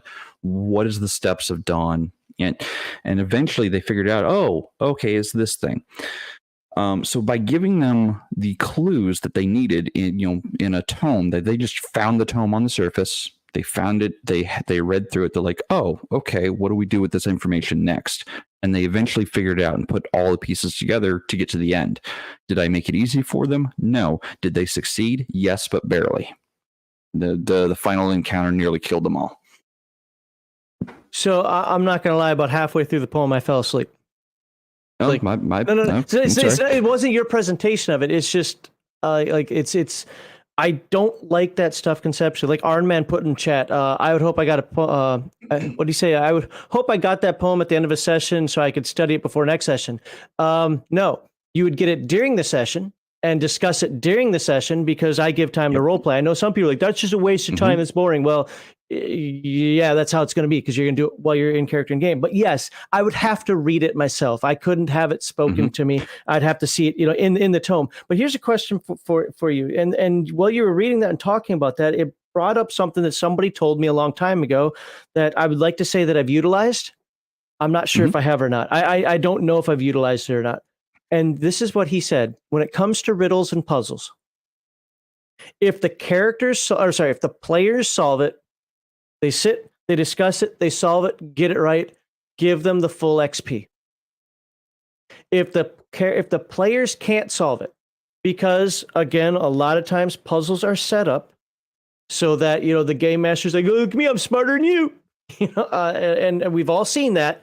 Don't ask me to do the toothpick thing. Can you make 9 squares out of these 8 toothpicks? No, I can't. Fuck off. I'm not even gonna try because because you're just sitting there trying to make me look dumb. Actually, I can do that one now. But when you're 16 years old and you're sitting next to Mensa kids, you see how that is. Now, so what he'd say is like, okay, roll the die. If your character solves it, he would give you a clue depending on how well you made the roll. A clue that would say, hey, do this. He still wouldn't solve it for you. That would take one more. Then that second roll would come in and then he'd solve it for you. Your character figures out because you made the roll, blah, blah, blah, right? But he would only give half XP for that. You would still get XP because your character was there, experienced it, but because he basically gave it to you and it wasn't through your role playing that it happened. And some people be like, well, it's dumb because it's just my character in the world. Well, I don't care. I actually like that methodology because I like the role play aspect of it. And it still gives you something for people like me who overthink every freaking puzzle thrown at them and think that every puzzle is a trap, so I can't solve anything. You put the simplest puzzle out there, it will take me days. You give me this epic, weird quest, and I'll stumble into the answer. I think that's what Crafty is saying here. Did we already talk about failing forward? Indiana Jones and the first temple, in the middle of the jungle is the greatest example of failing forward. I agree with this. Jones didn't have the answers to all of the temple's traps and puzzles. He had an inkling of some of the things. He didn't know it all. So when things started happening, he was forced to react, but he still made it through. Granted, that's storytelling, that's movie, Hollywood storytelling. So he is meant to make it through. He's got a little bit of plot armor there. But when you're watching it for the first time, it's a near thing. Like, oh my goodness, like he could have died at any one of those moments. And so it is a good example of failing forward. What about, so in a situation like that, and pardon me if this is derailing, if you want to get back on track, but in a situation like that, what about player handouts? Like handing a tome, like I used to make, I don't have time for this anymore. Well, maybe I would if I was a game master right now, but I used to make like little booklets or whatever. So if you found the Sorcerer's Spell book, I would actually make this little mini book, cut the paper out, glue them together, so on and so forth, like 10 pages. So then I'd have like spell 1, fireball, spell 2, can't figure it out, spell 3, whatever. So, if they wanted to learn a spell out of there, they could. And then weird text, or just write the poem or whatever that happens to be in there. And it would get them to like, oh man, I can learn fireball when I get back to town. That's great. Oh, I have to use read magic to learn this spell. I hope that's not a trap on this page. And then, oh, what's this? A poem.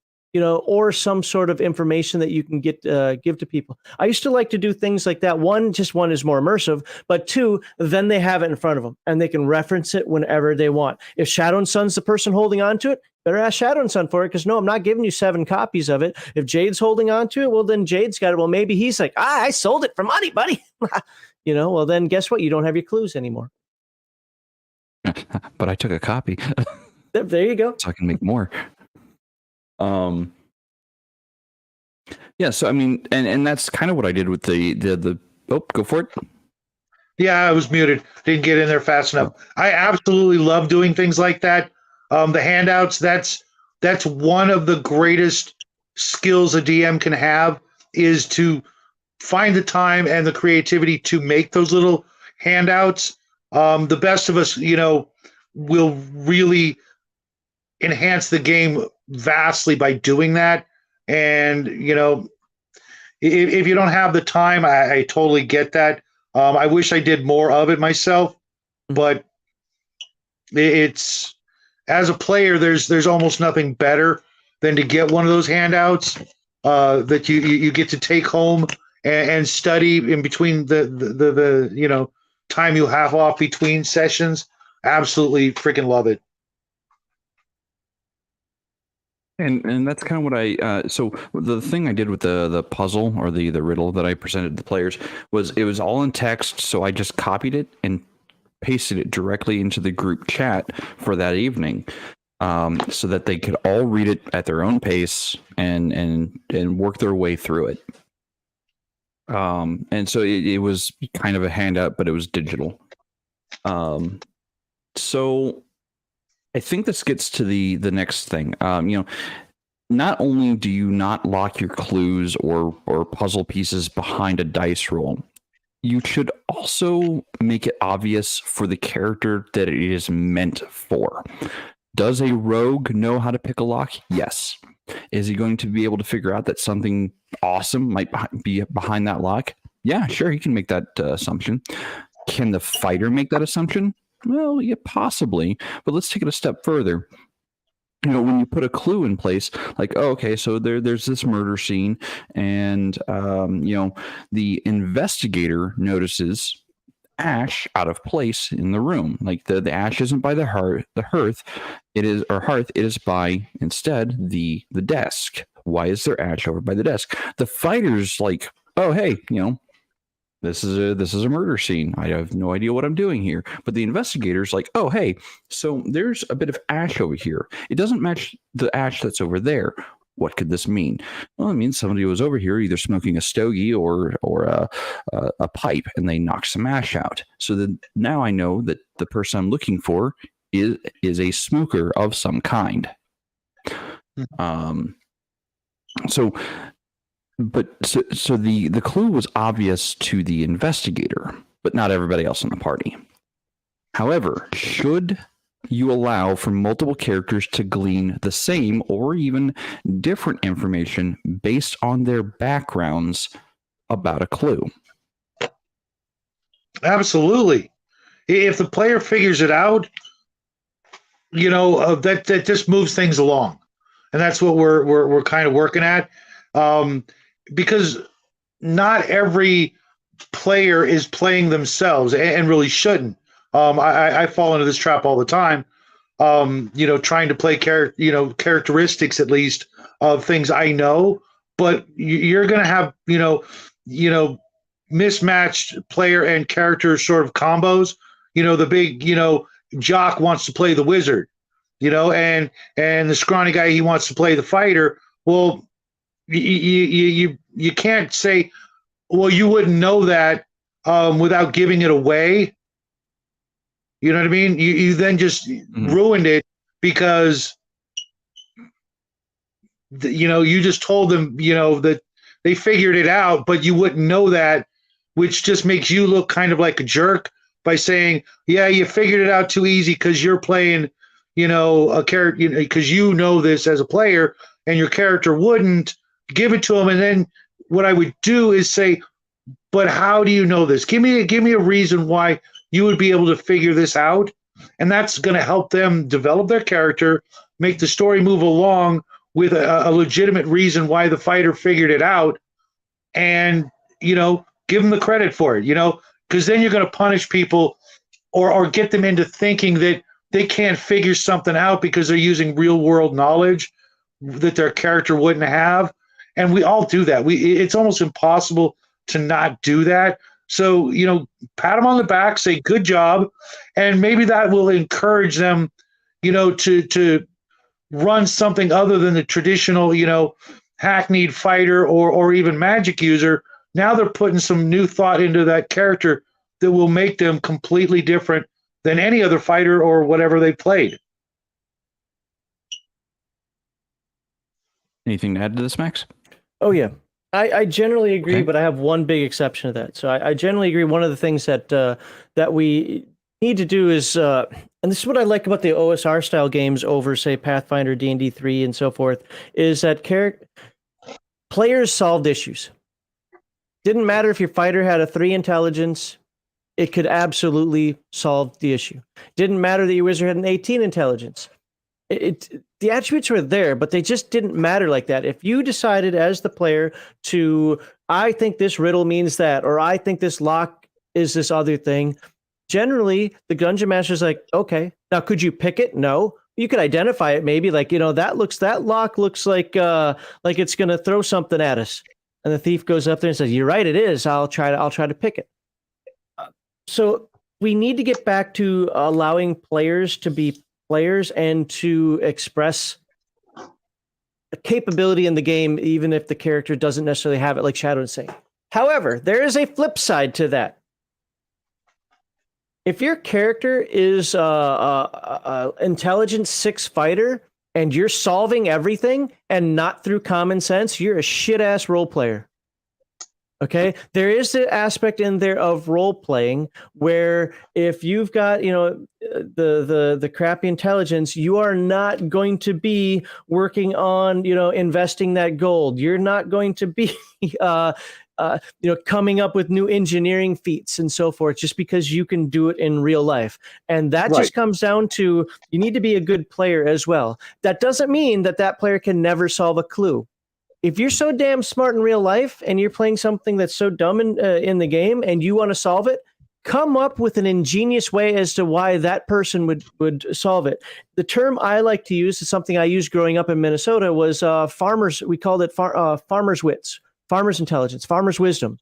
And what that meant, it was kind of derogatory, but it really wasn't. It's like, hey, man, that's somebody with a lot of common sense. He doesn't have encyclopedic knowledge of string theory, but for some reason, he can put his tractor together, birth a foal, grow a grain, make tools, get irrigation going, all these things that I couldn't do. You know what I'm saying? So there's a common sense that somebody who lives a little more naturally would say has. It's not stupidity. It's just not encyclopedic knowledge. So find a different way as to why your character would do that. Role play a little better. Otherwise, so that's the part where if I disagree with Shadow and Son, it's kind of there because I think you do need to limit yourself if you're playing a limiting character, and that's all part of the fun of role playing. Sometimes I play characters that are much smarter than me, and I have to figure out how to do that. Sometimes I play characters that are dumber than me, and that's actually pretty easy. Anyways, the other aspect that it does, it gets away from playing the character sheet. I hate the kind of, well, I don't have skill, the skill of solve riddle, so I can't do it, guys. That's on you. No. You're still a player in the game. You still have input. And if your input was correct, who cares if your intelligence was a 6? You threw something out there. Hey guys, what about throwing ale on the dumb thing? I don't care at this point. Oh yeah, throwing ale on the thing, and now my weapon is unstuck from it. Oh Jesus, that was a great idea. There's no reason why somebody who's dumb can't come up with something like that. But you see that balance that I'm kind of getting at in there? Yeah, totally. I didn't even think about the key part I'm taking away is the character's relevant stat. If it's literally too low, or maybe even too high, they wouldn't think of it because their head's in the clouds or whatever. I like that. But to be honest, it's been a long time since I've been in a game with, mind you, because I'm running a long-term game where everybody's stats have been elevated over the course of freaking 25 years of playing. There are no 6s, etc. But in a new game like the one I'm hoping you're going to be in, Max, I expect there to be, first-level characters with low stats, and I really am looking forward to seeing people play those stats properly. I like to see that as well. Heathen Dog openly admits that he struggles, playing dumb characters. And I argue, I posited, in fact, in the last stream, that he's not playing his character dumb. I don't care. It's not my game. I'm not stressed about it. But, there are some things that are difficult for people to do. Like, I struggle playing a very caring, charismatic character because in real life, I'm a freaking robot. I struggle to do that. But that's also what's the fun of role playing, is having that challenge. Yeah, I'm going to disagree with you on that, Max. I have only known you for a certain amount of time, but I'm still going to put you in the book of nice guys. Huh. Another one. Is that because you're naive, or? Nope. Just a good judge character. And actions speak louder than words. Fair. Yeah, he wouldn't have given me Gatekeepers if he wasn't a nice guy. Well, okay, that is a double-edged sword, my friend. It is. But the whole Wounded Warrior project, I'm just going to use that one as an example, Mac. An asshole wouldn't even give a shit. A robot wouldn't give a shit. But someone who's been there and seen that, and there's lots of guys who've been there and seen that, and yet don't do anything, after their, requirements. And you've gone out there and done some amazing stuff. Or even Discami Games, the fundraising you did for Discami Games, like that, that was also, above a real asshole. Have you not opened that up yet? I told you I'm saving it for Christmas. Oh, that's right. Yeah, mine is. I can't wait. I really can't wait. Jane did an unboxing video. I usually get shit gifts for Christmas, so this way I can go, cool, something I'm gonna enjoy for Christmas, because my friend Max sent me this, and my son always does me right, but how excited can you get over socks and underwear, right, guys? I mean, unless you live in Russia and it's like socks and underwear,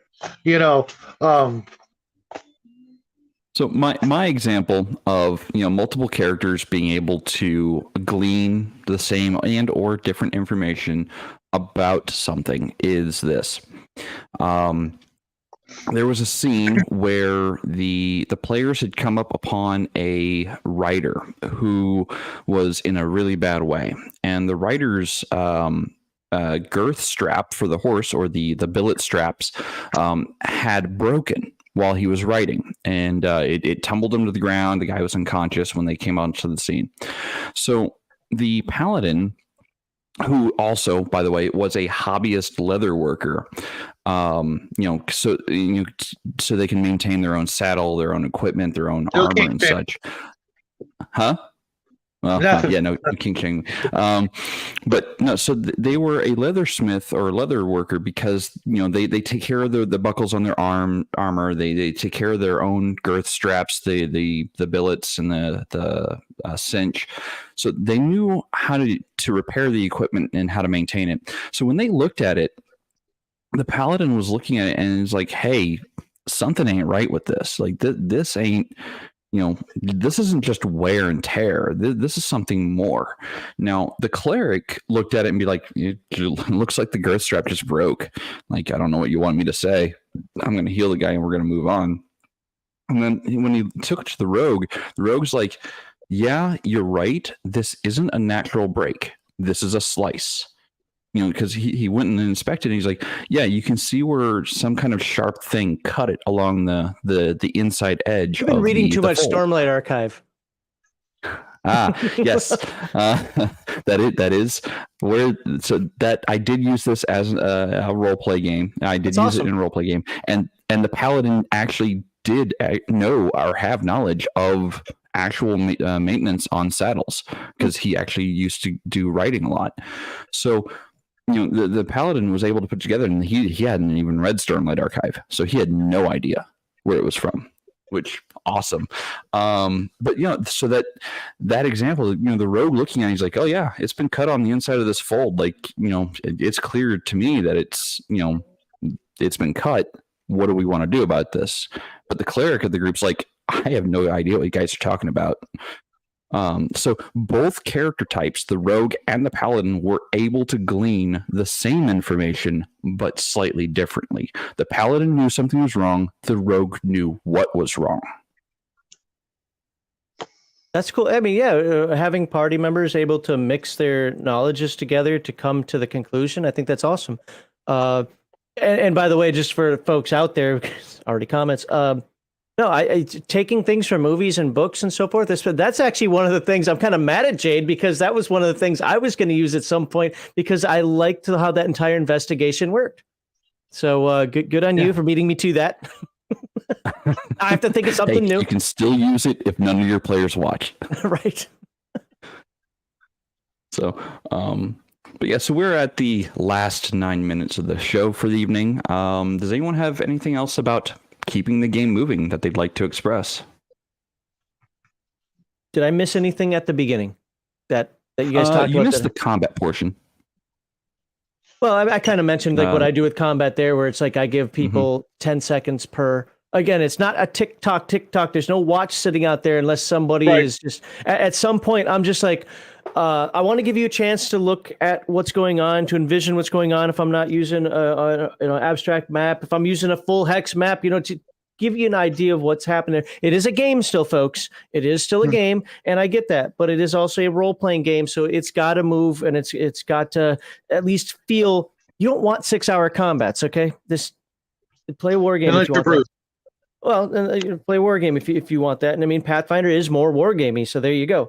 I'm just messing with my friend. No, but it is. I mean, that's definitely for a different type of combat-oriented person. There's nothing wrong with that. But was I saying? Oh yeah. So I'm going to keep it going. At some point there, I'm just going to say, look, you either tell me right now what you're doing, or I'm moving on to Shadow&Son. And you skip this round. Yeah. It's one of the reasons why, honestly, I like games like Earth Dawn. I know some people say that having these steps gets in the way. I think it actually cures the situation of what I was just talking about, because the first thing you do is you go around the table. What are you doing? What are you doing? What are you doing? What are you doing? And the reason you do that is because there are things that can happen that can affect the initiative roll. So I have to know what you're doing before you do it, because it may affect your initiative roll. Then you roll initiative, and then you act on your initiative. And if the scene changes around you, you can't do your action. Or if something happens, like, oh crap, I need to change my action, you suffer a penalty to it, but you can do that. So you can still react to things. So I like doing that as well, because I think that actually keeps it going. I know that takes some people out of the role play, but if you do it well and you do it quickly, so I guess that's really, even though I kind of mentioned that before, that's really, if that's the only thing I missed, then I have nothing else with regard to time. One thing I'll add, and I know this is counter to what we've all talked about, but read your room. If everybody's okay with the pace, subtly change it when it's your desire to do so, but be careful. Some people may just have had a bad day or something like that. Just get the overall reading of the room, because you want there to be another game.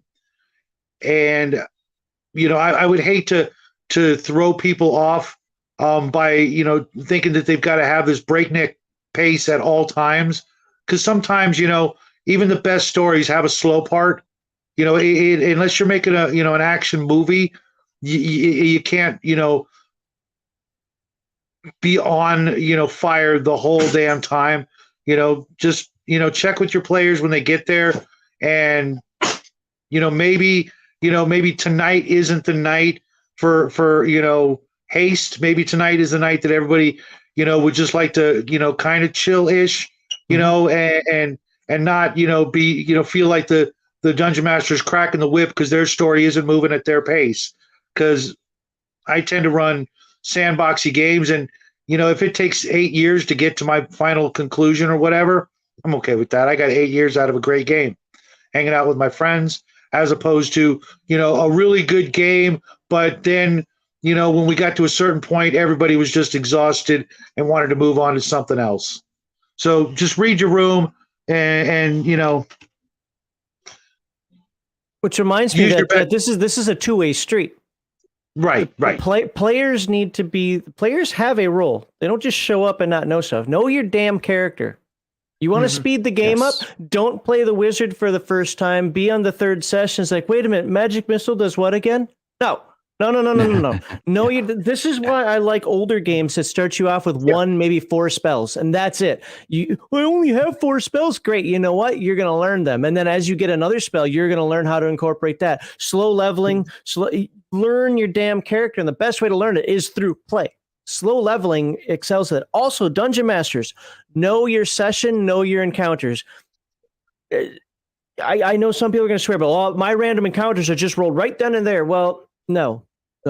My random encounters are rolled actually before the session and are ready to go. And if you run across it, I know which random encounter you're getting. Yeah, it's still random, right? Yes. Yeah, it's whether it happens or not.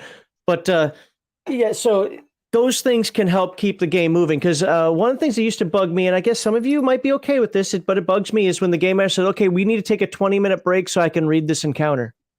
What? We need to take a break so I can read these monsters and set this up. How are you not prepared?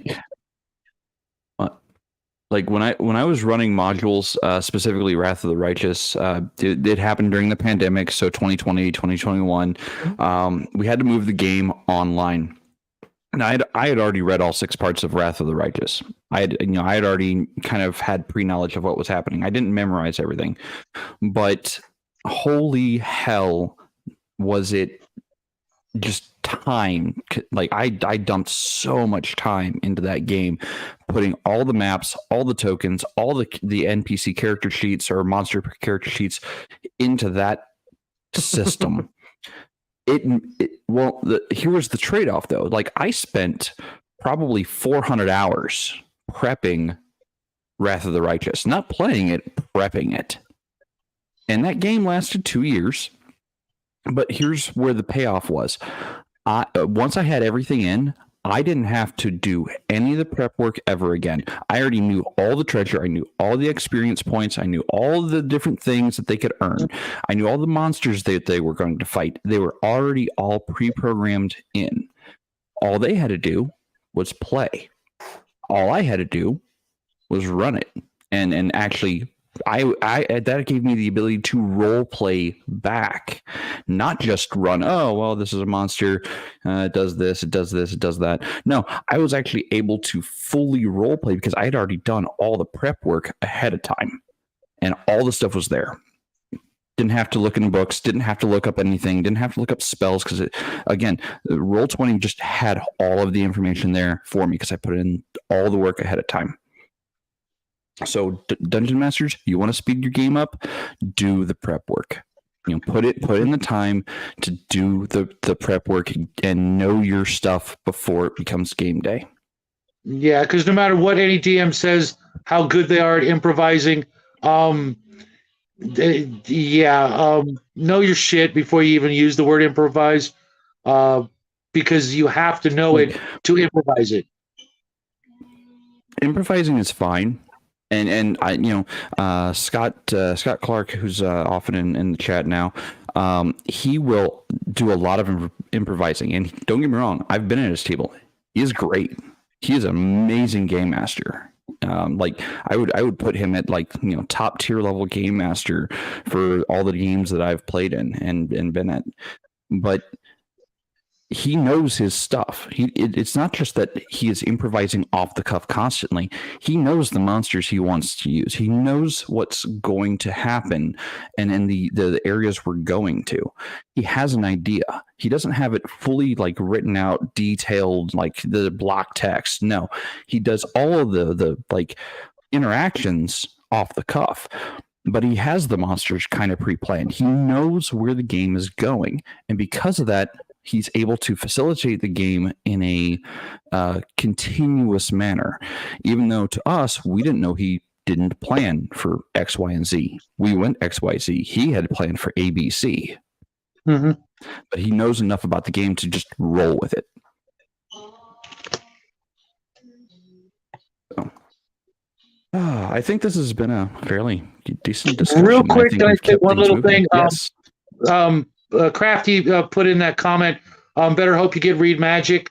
In every game that I play and have played that uses magic, that is literally like the first spell you get, or you can't be a magic user. So it seemed kind of weird that you'd roll randomly to see if your wizard could read magic.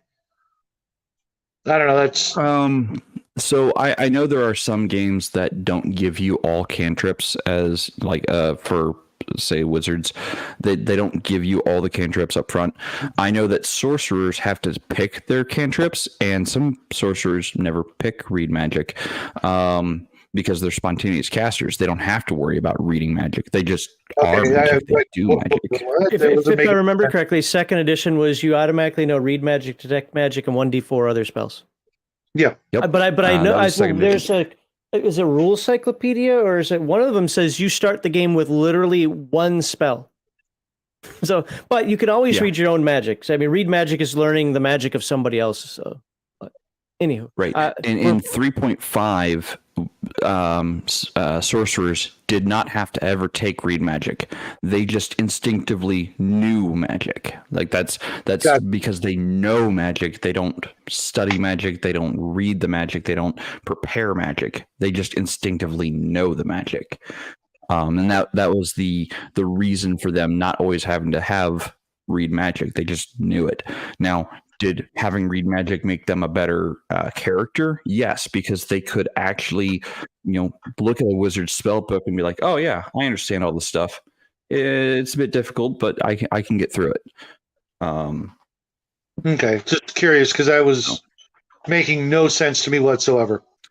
Yeah. So the cantrips, and like I said, not all games have everyone starts with all the cantrips in the book.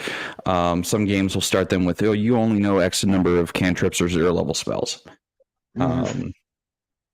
So anyway, I think that rounds out the night, doesn't it? I believe so. Awesome. Good show, guys. So I'm going to throw this to Max.